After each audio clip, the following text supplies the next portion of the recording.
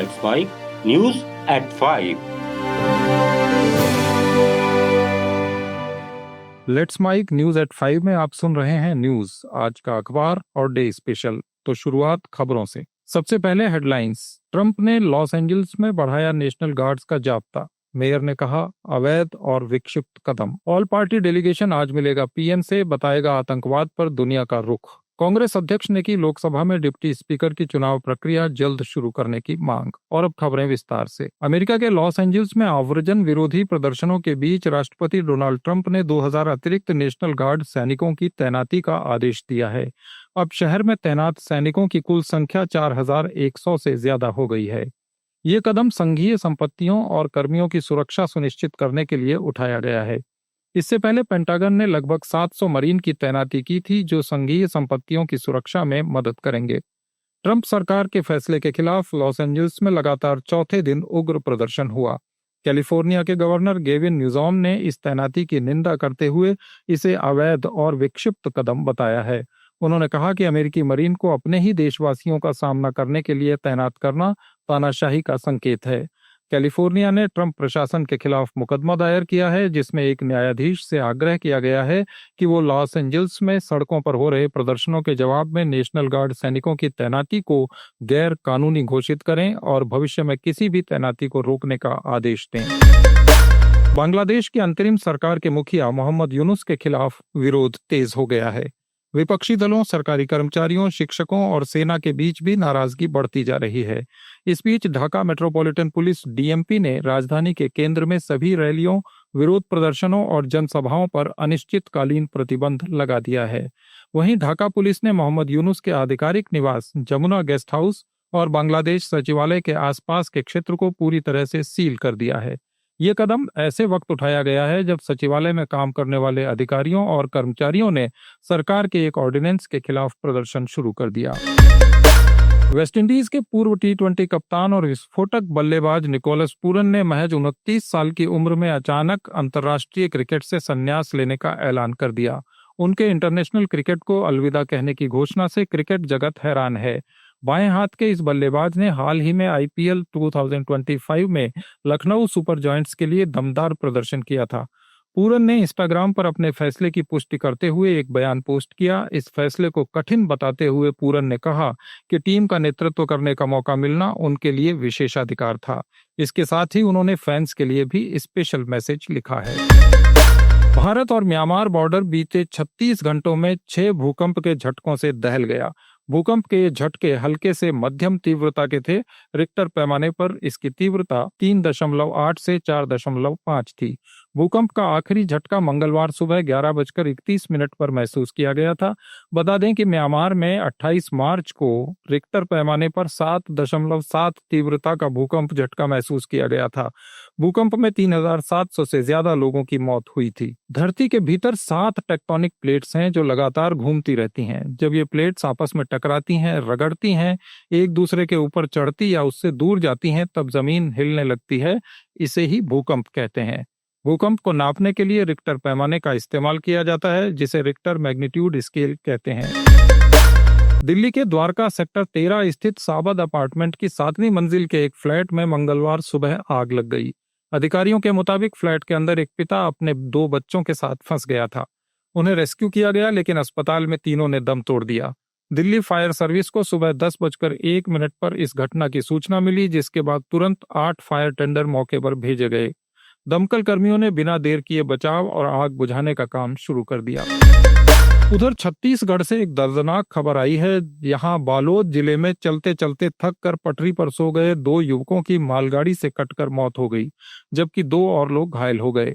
अधिकारियों ने बताया कि सभी पड़ोसी राज्य झारखंड के धनबाद जिले के लक्ष्मणपुर गांव के निवासी हैं। उन्होंने बताया कि झारखंड से कुछ युवकों का दल मजदूरी करने के लिए यहां पहुंचा था। अधिकारियों के अनुसार आज सुबह लगभग 4 बजे जब 11 युवकों का एक दल दिल्ली राजहरा रेलवे स्टेशन की ओर से पटरी से होते हुए पैदल कुसुम कसा रेलवे स्टेशन जा रहा था, इसी दौरान वे थककर पटरी पर बैठ गए और यह हादसा हो गया। ओडिशा के गजपति जिले में 60 साल के रेत के आरोपी की हत्या करके शव को जला दिया गया। पुलिस ने इस मामले में 10 लोगों को गिरफ्तार किया है, जिसमें 8 महिलाएं और 2 पुरुष हैं। पुलिस ने गांव से करीब 2 किलोमीटर दूर वन क्षेत्र के पास एक पहाड़ी से मृतक की हड्डियां और राख बरामद की। पुलिस ने बताया कि जिन महिलाओं को पकड़ा गया है वे सभी यौन शोषण का शिकार हुई थीं। पुलिस ने बताया कि जिस व्यक्ति को मारा गया वो काफी समय से इन महिलाओं का शोषण कर रहा था। 3 जून को उसने 52 साल की एक विधवा का रेप किया। घटना सामने आने के बाद महिलाओं ने एक मीटिंग की और इस आरोपी को मारने का फैसला किया। पुलिस ने बताया कि सभी महिलाएं इसके घर गईं। उस वक्त वो सो रहा था और इन्होंने उस पर कुल्हाड़ी से वार कर दिया। हत्या के बाद शव को जंगल ले जाकर जला दिया गया। इस घटना में 2 पुरुषों ने भी इन महिलाओं की मदद की। मेघालय में हनीमून के दौरान मध्य प्रदेश के इंदौर के नवविवाहित जोड़े राजा रघुवंशी केस की और सोनम रघुवंशी के मामले ने पूरे देश को झकझोर कर रख दिया है। इस मामले में अब बेहद सनसनीखेज खुलासे हुए हैं। अब तक खुद की किडनैपिंग की बात कर रही सोनम रघुवंशी ने मेघालय पुलिस की पूछताछ में जो बताया है वो काफी चौंकाने वाला है। राजा रघुवंशी की हत्या के आरोप में गिरफ्तार उसकी पत्नी सोनम रघुवंशी को मेघालय पुलिस सोमवार देर रात शिलोंग के लिए ले गई। वहीं बीना के बसाहरी गांव से पकड़े गए एक और आरोपी आनंद कुर्मी को मंगलवार सुबह इंदौर की कोर्ट में पेश किया गया। अदालत ने उसकी रिमांड मंजूर करते हुए उसे मेघालय पुलिस को सौंप दिया है। भारतीय अंतरिक्ष अनुसंधान संगठन इसरो ने अपने एक्स अकाउंट पर एक्सियोम 4 मिशन के लॉन्च पर नई जानकारी साझा की है। इसरो ने लिखा, मौसम संबंधी कारणों की वजह से एक्सियोम 4 मिशन के तहत भारतीय गगनयात्री को अंतर्राष्ट्रीय अंतरिक्ष स्टेशन भेजने के लिए तय तारीख 10 जून 2025 से बदलकर 11 जून 2025 कर दी गई है। अब यह मिशन 11 जून को शाम 5:30 बजे लॉन्च किया जाएगा। इस मिशन का हिस्सा भारतीय वायुसेना के ग्रुप कैप्टन शुभांशु शुक्ला भी हैं। शुभांशु शुक्ला राकेश शर्मा के बाद अंतरिक्ष में जाने वाले पहले भारतीय होंगे। उनसे पहले 1984 में squadron leader Rakesh Sharma Soviet mission के जरिए अंतरिक्ष में गए थे। करीब 40 साल बाद कोई भारतीय दोबारा अंतरिक्ष में जाएगा। भारतीय सेना के वरिष्ठ अधिकारी लेफ्टिनेंट जनरल राजीव घई को बड़ा प्रमोशन मिला है। उन्हें अब deputy chief of army staff सुरक्षा नियुक्त किया गया है। लेफ्टिनेंट जनरल घई की नियुक्ति ऑपरेशन सिंदूर की सफलता के बाद हुई है, जिसमें भारतीय सेना ने जम्मू कश्मीर के पहलगांव में हुए आतंकवादी हमले के जवाब में पाकिस्तान के आतंकवादी ठिकानों को नष्ट किया था। बताया जा रहा है कि ये प्रमोशन उनकी कार्यक्षमता और रणनीतिक नेतृत्व को देखते हुए दिया गया है। प्रमोशन के बाद भी वे मौजूदा जिम्मेदारी यानी director general military operation DGMO के पद पर बने रहेंगे। ऑपरेशन सिंदूर और आतंकवाद के खिलाफ भारत का रुख दुनिया को बताने गए ऑल पार्टी डेलीगेशन से प्रधानमंत्री नरेंद्र मोदी आज मिलेंगे। ये मुलाकात शाम 7 बजे प्रधानमंत्री आवास 7 लोक कल्याण मार्ग पर होगी। इस दौरान सभी डेलीगेशन ग्रुप अपने विदेश दौरे के दरमियान हुई बातचीत की जानकारी पीएम मोदी को देंगे। न्यूज एजेंसी ANI ने बताया कि संसदीय कार्य मंत्री किरण रिजिजू ने सभी 7 डेलीगेशन के सदस्यों को मुलाकात की जानकारी दी है। केंद्र सरकार ने ऑपरेशन सिंदूर के बाद अलग अलग पार्टियों के 59 सांसदों को 33 देशों में भेजा था। इन सांसदों को 7 ऑल पार्टी डेलीगेशन में बांटा गया। डेलीगेशन के साथ 8 पूर्व राजनयिक भी शामिल थे। कांग्रेस अध्यक्ष मल्लिकार्जुन खड़गे ने मंगलवार को पीएम मोदी को पत्र लिखकर लोकसभा में डिप्टी स्पीकर के चुनाव की प्रक्रिया जल्द शुरू करने की मांग की। उन्होंने लिखा, डिप्टी स्पीकर का पद 2 लोकसभा टर्म से खाली है। ये पद खाली रहना संविधान के प्रावधानों का उल्लंघन है और लोकतंत्र के लिए सही संकेत नहीं है। खड़गे ने लिखा, स्वतंत्र भारत के इतिहास में ऐसा पहली बार हुआ है। पहले से ये परंपरा रही है कि लोकसभा उपाध्यक्ष मुख्य विपक्षी दल के सदस्य को बनाया जाता है। लोकसभा में नेता प्रतिपक्ष राहुल गांधी के कटाक्ष के बाद चुनाव आयोग ने महाराष्ट्र और हरियाणा विधानसभा चुनाव का डेटा साझा किया है। चुनाव आयोग ने साल 2009 से 2024 तक का डेटा साझा किया है। राहुल ने चुनाव आयोग के इस कदम की तारीफ की है। उन्होंने कहा कि चुनाव आयोग ने निष्पक्षता की ओर पहला कदम बढ़ाया है। साथ ही उन्होंने मांग की कि आयोग एक तय तारीख का ऐलान करे जिस दिन डेटा को डिजिटल मशीन रीडेबल फॉर्मेट में सौंप दिया जाएगा। अमेरिका के नेवार्क हवाई अड्डे पर एक भारतीय छात्र को हथकड़ी लगाकर जमीन पर गिराने की घटना का वीडियो सामने आने के बाद कांग्रेस ने सरकार पर निशाना साधा। कांग्रेस नेता जयराम रमेश और पवन खेड़ा ने मांग की कि पीएम मोदी को तुरंत भारतीय छात्रों के साथ हो रही दुर्व्यवहार की घटनाओं पर हस्तक्षेप करने के लिए राष्ट्रपति डोनाल्ड ट्रंप से बात करनी चाहिए। बेंगलुरु भगदड़ मामले में कर्नाटक हाईकोर्ट में आज 2 अलग अलग सुनवाइयां हुई। पहला मामला राज्य सरकार से जुड़ा था। कोर्ट ने कर्नाटक सरकार को सीलबंद लिफाफे में जवाब दाखिल करने की अनुमति दे दी है। सरकार की तरफ से पेश एडवोकेट जनरल शशि किरण शेट्टी ने कहा कि पूरे मामले की जांच के लिए न्यायिक आयोग का गठन किया गया है। वे 1 महीने में अपनी रिपोर्ट देंगे। ऐसे में हम ओपन कोर्ट में अपना जवाब नहीं दे सकते। अगली सुनवाई 12 जून को होगी। वहीं दूसरी सुनवाई आरसीबी के मार्केटिंग हेड निखिल सोसले की याचिका पर हुई। निखिल को 6 जून को एम चिन्नास्वामी स्टेडियम के पास हुई भगदड़ के सिलसिले में गिरफ्तार किया गया था। सोसले ने अपनी गिरफ्तारी को अवैध बताया है और कोर्ट में दलील दी है कि पुलिस अधिकारियों को सिर्फ सस्पेंड किया गया है, वे अरेस्ट नहीं हुए। सिर्फ मेरे साथ ऐसा क्यों किया गया? अब इस मामले पर बुधवार को सुनवाई होगी। राजस्थान के डीजीपी उत्कल रंजन साहू को राजस्थान लोक सेवा आयोग का अध्यक्ष बनाया गया है। राज्यपाल हरिभाऊ बागड़े ने इसका आदेश जारी कर दिया। साहू की जगह अब प्रदेश में नए डीजीपी की नियुक्ति होगी। ओडिशा के रहने वाले यूआर साहू 1988 बैच के आईपीएस अधिकारी हैं। 11 फरवरी 2024 को वे राजस्थान के डीजीपी बनाए गए थे। साहू की छवि ईमानदार पुलिस अफसर की रही है। मुख्यमंत्री नीतीश कुमार की अध्यक्षता में मंगलवार को आयोजित बिहार कैबिनेट की अहम बैठक में महिलाओं को लेकर एक बड़ा फैसला लिया गया। राज्य सरकार ने महिला कर्मचारियों के हित में एक महत्वपूर्ण प्रस्ताव पर मोहर लगाई है। अब महिला कर्मियों को उनकी पोस्टिंग वाली जगह के आसपास ही सरकारी आवास की सुविधा दी जाएगी।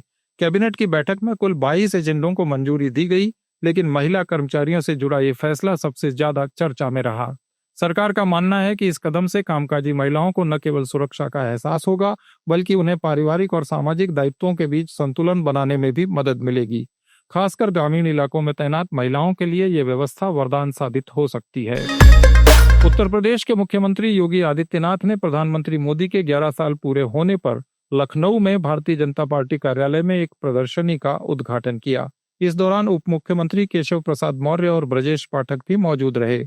सीएम योगी ने इस मौके पर कहा कि प्रधानमंत्री मोदी के कार्यकाल के ये 11 साल आत्मनिर्भर और विकसित भारत की नींव के स्वर्णिम युग के रूप में जाने जाएंगे। पीएम मोदी ने वैश्विक स्तर पर भारत की स्थिति को मजबूत किया है और भारत को एक पहचान दी है। कांग्रेस में 65 साल के शासन और अस्थिर सरकारों में आम लोगों का विश्वास खो दिया था और वैश्विक स्तर पर भारत की छवि को नुकसान पहुंचा था, जिसे प्रधानमंत्री मोदी ने 11 सालों में बहाल किया है। टीएमसी सांसद साकेत गोखले ने पूर्व राजदूत लक्ष्मी पुरी से बिना शर्त माफी मांग ली है। उन्होंने सोशल मीडिया हैंडल एक्स पर यह माफी मांगी। कोर्ट ने साकेत गोखले का वेतन जब्त करने का आदेश दिया है। इस मामले को आक्रामक तरीके से आगे बढ़ाया जा रहा है। बता दें कि साकेत गोखले ने 2021 में पुरी पर विदेश में संपत्ति खरीदने के झूठे आरोप लगाए थे। साकेत गोखले ने पोस्ट करते हुए लिखा कि मैं 13 और 23 जून 2021 को राजदूत लक्ष्मी मुर्देश्वर पुरी के खिलाफ किए गए पोस्ट करने के लिए बिना शर्त माफी मांगता हूं। उन्होंने कहा कि इन पोस्टों में राजदूत पुरी की तरफ से विदेश में संपत्ति खरीदने के संबंध में गलत और असत्यापित आरोप शामिल थे, जिसका मुझे ईमानदारी से सच में बहुत दुख है। तेलंगाना में सत्तारूढ़ कांग्रेस पार्टी ने अपनी राज्य इकाई को मजबूत करने और संगठन को जमीनी स्तर पर सक्रिय बनाने की दिशा में एक बड़ा कदम उठाया है। अखिल भारतीय कांग्रेस कमेटी ने तेलंगाना प्रदेश कांग्रेस कमेटी के लिए 27 उपाध्यक्षों और 69 महासचिवों की नियुक्ति की घोषणा की है। ये नियुक्तियां ऐसे समय में की गई हैं जब राज्य में हाल ही में मंत्रिमंडल का पहला विस्तार किया गया है और पार्टी आगामी स्थानीय निकाय चुनावों तथा संगठनात्मक सशक्तिकरण की तैयारियों में जुटी है। Goa medical college and hospital GMCH के मुख्य चिकित्सा अधिकारी डॉक्टर रुद्रेश कुट्टीकर ने गोवा के स्वास्थ्य मंत्री विश्वजीत राणे की माफी को खारिज कर दिया है। डॉक्टर कुट्टीकर ने प्रेस कॉन्फ्रेंस कर कहा था कि राणे की माफी महज एक स्टूडियो माफी है और इसे स्वीकार नहीं किया जा सकता। उन्होंने मांग की है कि मंत्री उसी अस्पताल वार्ड में आकर सार्वजनिक रूप से माफी मांगे जहां उन्हें अपमानित किया गया था। ये थी अब तक की खास खबरें। सुनते रहिए लेट्स माइक और सब्सक्राइब कीजिए इस चैनल को। लेट्स माइक, आज का अखबार। नमस्कार, लेट्स माइक में आपका स्वागत है। मैं हूं राखी जैन आज का अखबार के साथ। यहाँ हम आपके लिए लेकर आते हैं देश दुनिया के बड़े अखबारों और मीडिया मंचों से सबसे अहम खबरें, विचार और विश्लेषण। द गार्डियन अखबार में लेखिका पॉली टाइनबी ने तर्क दिया है कि ब्रिटेन में एक सार्वभौमिक डिजिटल पहचान पत्र लाना अब वक्त की जरूरत बन चुका है और ये न केवल प्रशासनिक मामलों को आसान बनाएगा बल्कि लेबर पार्टी को रिफॉर्म यूके जैसे दक्षिणपंथी दलों से राजनीतिक चुनौती से निपटने में मदद भी करेगा। ये कार्ड स्मार्टफोन पर डिजिटल रूप में रहेगा, जिससे सरकारी नौकरी, मकान या सरकारी सेवाओं तक पहुंचना आसान होगा। अभी 191 अलग अलग सरकारी लॉगिन सिस्टम है। एक आईडी सब कुछ सुलझा देगी। ये अवैध प्रवासियों की पहचान में मदद करेगा और लाभ उठाने वालों पर रोक लगाएगा। सर्वे में 53% लोग इसके पक्ष में हैं। हर पार्टी और उम्र के लोग इसका समर्थन कर रहे हैं। कुछ लोगों को निजता की चिंता है, लेकिन लेखिका कहती है कि एआई से पहले ही हमारी सारी जानकारी ट्रैक हो रही है, तो बेहतर है कि ये काम सरकारी नियंत्रण में हो। पहले भी 2003 में प्रयास हुआ था, पर अब ये फ्री और डिजिटल होगा। डिजिटल आईडी कार्ड आधुनिक शासन की जरूरत है और इसे राष्ट्रीय पहचान को मजबूत करने का साधन भी माना जा सकता है। ये कदम लेबर पार्टी के लिए राजनीतिक रूप से फायदेमंद हो सकता है, खासकर सुरक्षा जैसे मुद्दों पर। भारत के टीवी चैनलों ने ऑपरेशन सिंदूर के दौरान जिस तरह की फर्जी खबरें दिखाई, उसकी चर्चा दुनिया भर में हो रही है। इस सिलसिले में अमेरिका के सबसे बड़े अखबार वॉशिंगटन पोस्ट ने एक विस्तृत रिपोर्ट छापी है, जिसमें सिलसिलेवार बताया गया है कि भारत के किन किन चैनलों ने 7 से 9 मई तक लाहौर, कराची, रावलपिंडी, इस्लामाबाद आदि शहरों पर भारतीय सेना का कब्जा, पाकिस्तान में तख्ता पलट और पाकिस्तानी सेना प्रमुख की गिरफ्तारी जैसी मनगढ़ंत खबरें अपने दर्शकों को परोसी। ब्रेकिंग न्यूज के नाम पर मनगढ़ंत खबरें या अफवाहें परोसने वालों में निजी टीवी चैनलों के साथ ही भारत का सरकारी प्रसारक प्रसार भारती भी शामिल रहा। यही नहीं, भारतीय सेना के कुछ रिटायर्ड लालची अफसरों ने तो बिना किसी शर्म संकोच के टीवी चैनलों की डिबेट में इन फर्जी खबरों को भी सत्यता प्रदान करने की कोशिश की। पाकिस्तान के डॉन अखबार में प्रकाशित इस लेख में लेखक ने कटाक्षपूर्ण अंदाज में बताया है कि कैसे भारत पाक युद्ध के बाद दोनों देशों के नेता अंतर्राष्ट्रीय स्तर पर खुद को शांति चाहने वाला दिखाने में लगे हैं। पाकिस्तान के प्रधानमंत्री और मंत्रीगण लगातार बयानबाजी कर रहे हैं, जैसे कोई पारिवारिक शादी हो जिसमें हर कोई मेन्यू तय कर रहा हो, पर खर्चा कौन उठाएगा किसी को पता नहीं। लेख में बताया गया है कि पाकिस्तान में युद्ध के नाम पर लोकप्रियता और राजनीतिक स्कोर गिना जा रहा है, पर आंतरिक समस्याओं पर किसी का ध्यान नहीं है। वहीं नवाज शरीफ फिर लंदन चले गए और पीटीआई पार्टी पुरानी खींचतान और जेल से चल रहे आंदोलन में उलझी है। लेखक ने संविधान संशोधन, बढ़ती महंगाई और मौलाना की चुप्पी जैसे मुद्दों पर भी व्यंग्य किया है और अंत में लिखा है कि सब ठीक चल रहा है जब तक बजट नहीं आता। बीबीसी हिंदी ने 2025 के कुंभ मेले में 29 जनवरी को हुई भगदड़ पर गहराई से पड़ताल की है। उत्तर प्रदेश सरकार ने विधानसभा में 37 लोगों की मौत की बात कही थी, लेकिन बीबीसी की जांच में कम से कम 82 मौतों की पुष्टि हुई है। सबूतों, परिजनों की गवाही, पोस्टमार्टम रिपोर्टों के आधार पर इसमें 3 श्रेणियों में मौतों को बांटा गया है। पहली, जिसमें 36 परिवारों को 25-25 लाख मुआवजा मिला। दूसरी, जिसमें 26 परिवारों को 5-5 लाख रुपए कैश में मिले और तीसरी, जिसमें 19 परिवारों को कोई मुआवजा नहीं मिला। इस रिपोर्ट में चौंकाने वाले खुलासे हैं, जैसे कि कई शवों को परिजन खुद अस्पतालों और शव गृहों में खोजते रहे। कुछ मामलों में मृतकों की पहचान नहीं हो पाई और प्रशासन ने उनका अंतिम संस्कार कर दिया। कई परिवारों ने बताया कि नकद भुगतान करते समय पुलिस ने वीडियो बनवाए और सरकारी कागजों पर मनमाने दस्तखत करवाए। बीबीसी की रिपोर्ट सरकार के दावों पर बड़ा सवाल उठाती है। जहां एक तरफ मुख्यमंत्री ने कुंभ को ऐतिहासिक सफलता बताया, वहीं दूसरी तरफ सैकड़ों परिवारों को अपनों की मौत की सच्चाई छिपाने का आरोप लगाना पड़ा। कुंभ भगदड़ की ये पड़ताल सिर्फ आंकड़ों की नहीं, इंसानी पीड़ा की कहानी है, जिसे दबाने की कोशिशें अब सवालों के घेरे में हैं। द टेलीग्राफ ने शरणार्थियों की समस्याओं पर संपादकीय लिखा है, लुक विद इन। अपने देश के अंदर भी देखें। दुनिया जब बाहर के शरणार्थियों की बात कर रही है, भारत अपने देश के अंदर उजड़ रहे आंतरिक विस्थापित लोगों को अक्सर भूल जाता है। रिपोर्ट बताती है कि पिछले 10 साल में 3 करोड़ 23 लाख भारतीय बाढ़, तूफान जैसी प्राकृतिक आपदाओं से अपना घर छोड़ने को मजबूर हुए। 2024 सबसे गर्म साल रहा और विस्थापन भी ज्यादा हुआ। कुछ लोगों को पहले से हटाया गया, जिससे उनकी जान बची, ये अच्छी बात है। लेकिन भारत में जलवायु आपदा से उजड़े लोगों को कानूनन कोई मान्यता नहीं है। इसका मतलब है कि उन्हें पूरी मदद नहीं मिलती। महिलाएं और गरीब तबके सबसे ज्यादा परेशान हैं। लेख कहता है कि अब वक्त है इस मुद्दे को गंभीरता से लेने का, नहीं तो हालात और भी बिगड़ सकते हैं। राम मंदिर में दूसरी प्राण प्रतिष्ठा। द वायर की रिपोर्ट के मुताबिक ये आयोजन जितना धार्मिक था, उससे कहीं ज्यादा राजनीतिक संकेतों से भरा हुआ था। 5 जून को अयोध्या में राम मंदिर में दूसरी बार प्राण प्रतिष्ठा हुई। द वायर की रिपोर्ट कहती है कि ये आयोजन प्रधानमंत्री नरेंद्र मोदी के नेतृत्व में जनवरी में हुई पहली प्रतिष्ठा का सियासी जवाब भी माना गया, क्योंकि उस बार योगी आदित्यनाथ की भूमिका लगभग गायब थी। इसलिए ये नई प्रतिष्ठा योगी के जन्मदिन पर और उनके केंद्रीय नेतृत्व में की गई। रिपोर्ट के मुताबिक समारोह में भाजपा के वरिष्ठ स्थानीय नेता अतुल कुमार सिंह का यजमान के रूप में दिखना सबसे ज्यादा चर्चा में रहा।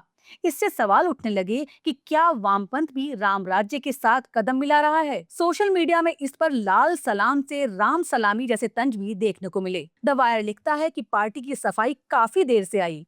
तब तक राम राज्य में कामरेड राज्य जैसे मीम वायरल हो चुके थे। रिपोर्ट ये भी कहती है कि भाजपा के अंदरूनी समीकरण, खासकर लल्लू सिंह को दरकिनार कर अतुल को आगे लाना, संघ भाजपा की रणनीति को लेकर कई सवाल खड़े करता है। इसके अलावा द वायर ने यह भी रेखांकित किया है कि कैसे समाजवादी पार्टी के सांसद अवधेश प्रसाद, जो भाजपा को हराकर अयोध्या से जीते थे, वो भी अब बार बार रामलला और हनुमान जी की शरण में जा रहे हैं। और इससे एक बड़ी बहस उठती है, क्या अब विपक्ष भी धार्मिक वैधता के आधार पर चल पड़ा है?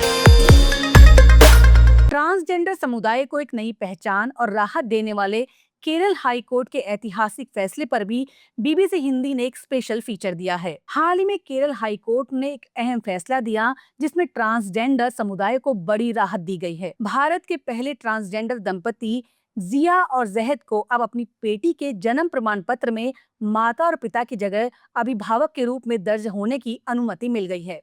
कोर्ट ने कोझिकोड नगर पालिका को आदेश दिया है कि 2 महीने के भीतर संशोधित प्रमाण पत्र जारी किया जाए। रिपोर्ट बताती है कि इस फैसले के 2 बड़े सामाजिक और कानूनी पहलू हैं। ये फैसला इस बात को स्वीकार करता है कि ट्रांसजेंडर जोड़े भी एक सामान्य परिवार की तरह जीवन जी सकते हैं और बच्चों की परवरिश कर सकते हैं।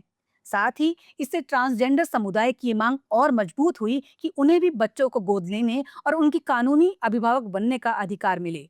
कुल मिलाकर बीबीसी हिंदी का स्पेशल फीचर दिखाता है कि ये फैसला सिर्फ एक परिवार की जीत नहीं, बल्कि पूरे ट्रांसजेंडर समुदाय के लिए कानूनी मान्यता, सामाजिक स्वीकार्यता और बराबरी की दिशा में एक मजबूत कदम है।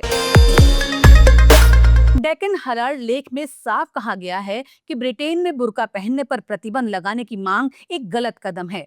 साथ ही ब्रिटेन में बुर्का पहनने को लेकर राजनीतिक बहस तेज हो गई है, खासकर कुछ नेताओं द्वारा इसके प्रतिबंध की मांग के बाद। लेख में तर्क दिया गया है कि भले ही बुर्का कुछ लोगों को अलगाव का प्रतीक लगे या इसे महिलाओं पर थोपा गया माना जाए, लेकिन इसे पहनने या ना पहनने का फैसला महिलाओं का होना चाहिए, ना कि सरकार का। बुर्के पर पाबंदी धार्मिक स्वतंत्रता और महिला की पसंद पर हमला है। लेख ये भी कहता है कि ब्रिटेन एक सेक्युलर नहीं बल्कि चर्च आधारित देश है, इसलिए सिर्फ एक धर्म को निशाना बनाना सही नहीं है। बुर्के का विरोध अगर महिला सशक्तिकरण के नाम पर किया जाता है, तो बुर्का पहनने की आजादी भी उसी सशक्तिकरण का हिस्सा होना चाहिए। लेख के अनुसार इस मुद्दे को राजनीतिक हथियार बनाना खतरनाक है और हमें समानता के रास्ते पर महिलाओं को खुद तय करने देना चाहिए कि वो क्या पहने क्या नहीं। जनसत्ता में लेखक प्रभात कुमार ने अपने लेख में समाज में बेटियों की बदलती स्थिति पर प्रकाश डाला है। वो मानते हैं कि अब बेटियों को बेटों के बराबर या कई मामलों में बेहतर माना जाने लगा है। वो पढ़ाई, परवरिश, सलाह और देखभाल में आगे हैं। फिर भी समाज में बेटे की चाह पूरी तरह खत्म नहीं हुई है। धारणाएं अब भी कायम हैं, चाहे भारत हो या जापान या फिर अमेरिका। लेखक इस विरोधाभास को उजागर करते हैं कि एक और बेटियां हर क्षेत्र में सफल हैं, दूसरी ओर बेटा पाने की लालसा और ज्योतिषीय उपाय आज भी जारी हैं। लेख का सार यही है कि बेटियां अब समाज में नई पहचान बना रही हैं, लेकिन सोच को पूरी तरह बदलने में अभी समय लगेगा। लेट्स माइक आज का अखबार में इतना ही। नमस्कार। नमस्कार, लेट्स माइक में मैं राखी जैन डे स्पेशल के साथ। कभी सोचा है कोई आपकी आंखों से इस दुनिया को देख सकता है? कभी कल्पना की है आपकी एक अंतिम भेंट किसी के जीवन की नई सुबह बन सकती है? 10 जून एक दिन जो सिर्फ कैलेंडर की तारीख नहीं बल्कि एक उम्मीद है, रोशनी की उम्मीद। विश्व नेत्रदान दिवस एक ऐसा दिन जो हमें याद दिलाता है कि मौत के बाद भी हम किसी की आंखों में उजाला बन सकते हैं। नेत्रदान यानी मृत्यु के बाद किसी की आंखों का कॉर्निया निकालकर उस व्यक्ति को देना जो जन्म से या किसी दुर्घटना से अपनी दृष्टि खो चुका हो। इस प्रक्रिया में आंखें नहीं निकाली जाती, केवल पारदर्शी परत ली जाती है। कॉर्निया वही हिस्सा है जो किसी इंसान की आंख की चमक बनाता है और वही रोशनी का रास्ता बनता है। भारत में आज भी लाखों लोग ऐसे हैं जो एक रोशनी भरी दुनिया को सिर्फ महसूस करते हैं, देख नहीं सकते। लगभग 1 लाख लोग कॉर्निया अंधत्व से ग्रस्त हैं, लेकिन साल भर में मुश्किल से 60 से 70 हजार कॉर्निया दान किए जाते हैं। मतलब हमारे आंखों से देखने वालों की भीड़ है, पर देने वालों की तादाद बहुत कम। नेत्रदान कौन कर सकता है? इस सवाल का जवाब जितना सरल है उतना ही उम्मीद भरा भी। लगभग हर कोई। उम्र कोई सीमा नहीं, 1 साल के बच्चे से लेकर 100 वर्ष के बुजुर्ग तक। चश्मा पहनने वाला, मधुमेह या ब्लड प्रेशर से ग्रसित व्यक्ति भी। बस जिनको रक्त जनित गंभीर बीमारियां हैं वे अपवाद हैं। मृत्यु के 6 घंटे के अंदर कॉर्निया निकाला जा सकता है, यानी समय बेहद कीमती है। एक फोन कॉल से शुरू होती है रोशनी की यात्रा। मृत्यु के बाद परिवार के सदस्य पास के आई बैंक या नेत्रदान हेल्पलाइन को कॉल करते हैं। टीम घर या अस्पताल पहुंचकर 15 से 20 मिनट में कॉर्निया निकालती है, पूरी गरिमा और सम्मान के साथ। शव का चेहरा वैसा ही रहता है, कोई विकृति नहीं होती। हेल्पलाइन नंबर है 1919। नेत्रदान से जुड़ी कुछ भ्रांतियां भी हैं, जैसे कि आंख निकाल ली जाती है तो इसका जवाब है नहीं, सिर्फ कॉर्निया निकाला जाता है। शव का चेहरा खराब हो जाएगा? नहीं, प्रक्रिया पूरी तरह सम्मानजनक है। धार्मिक रीति रिवाजों में बाधा आएगी? नहीं, भारत के हर प्रमुख धर्म में नेत्रदान को पुण्य कार्य माना गया है। नेत्रदान से पुनर्जन्म में बाधा आती है, ऐसी मान्यताओं का कोई वैज्ञानिक आधार नहीं है। दृष्टिहीन व्यक्ति सिर्फ रोशनी से वंचित नहीं होता, वो शिक्षा, रोजगार, आत्मसम्मान और स्वतंत्रता से भी कट जाता है। सोचिए, कोई बच्चा जीवन भर अपने माँ बाप को सिर्फ छू कर पहचानेगा, कोई नवविवाहित स्त्री अपने जीवन साथी का चेहरा नहीं देख पाएगी, कोई बुजुर्ग अपने पोते का मुस्कुराता चेहरा कभी नहीं देख सकेगा। और अगर सिर्फ आपके एक फैसले से ये बदल जाए तो क्या आप रुकेंगे? अगर आप तय कर चुके हैं कि मरने के बाद अपनी आंखें किसी को रोशनी देने के लिए दान करेंगे, तो बस 3 आसान कदमों में आप नेत्रदान का संकल्प ले सकते हैं। सबसे पहली और जरूरी बात, अपने मन में ठान लीजिए कि आप नेत्रदान करेंगे, और ये बात अपने परिवार और करीबी लोगों को जरूर बता दीजिए, क्योंकि मृत्यु के बाद आपकी आंखें तभी दान हो पाएंगी जब परिवार सहमति देगा। आप भारत के किसी भी आई बैंक, अस्पताल या नेत्रदान संस्था से संपर्क कर सकते हैं। वे आपको एक छोटा सा फॉर्म भरवाएंगे जिसमें नाम, उम्र, पता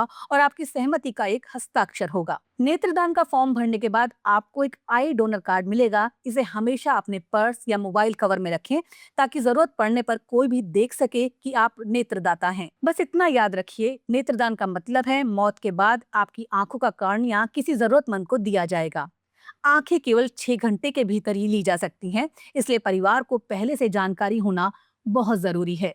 ये एक पवित्र और मानवीय कार्य है, इसमें कोई खर्च नहीं आता और ये पूरी गरिमा के साथ किया जाता है। बहुत सारे फिल्मी सितारों ने सिर्फ अभिनय में ही नहीं, इंसानियत में भी रोल मॉडल बनने की कोशिश की है नेत्रदान का संकल्प लेकर। नेत्रदान केवल एक अंगदान नहीं है, ये रोशनी का दान है। ये वो उपहार है जिसे पाने वाला आपको ताउम्र दुआ देता है, भले वो आपको जानता ना हो। नेत्रदान केवल एक अंगदान नहीं, वो जीवन दान है।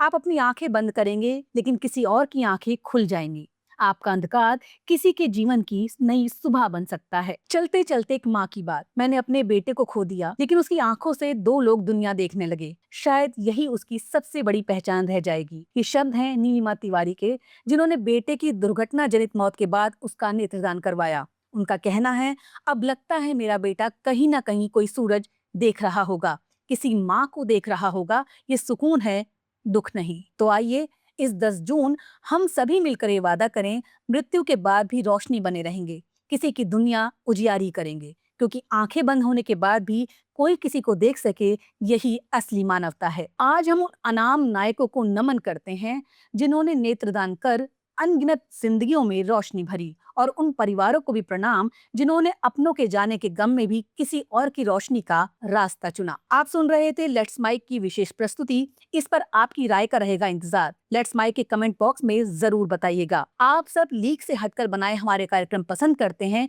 इसके लिए आपका दिल से आभार। चैनल को लाइक और सब्सक्राइब जरूर करिए और जुड़े रहिए लेट्स माइक के साथ। नमस्कार। It's time for news. It's time for more than radio. Presenting the first radio news app, Let's Mic. Let's Mic, a news-based app on your phone where you get to watch and listen news, talk shows, interviews, radio show podcasts. On Let's Mic, you get all relevant information of TV, print, radio, podcast, and digital. Let's Mic talks about every segment of life.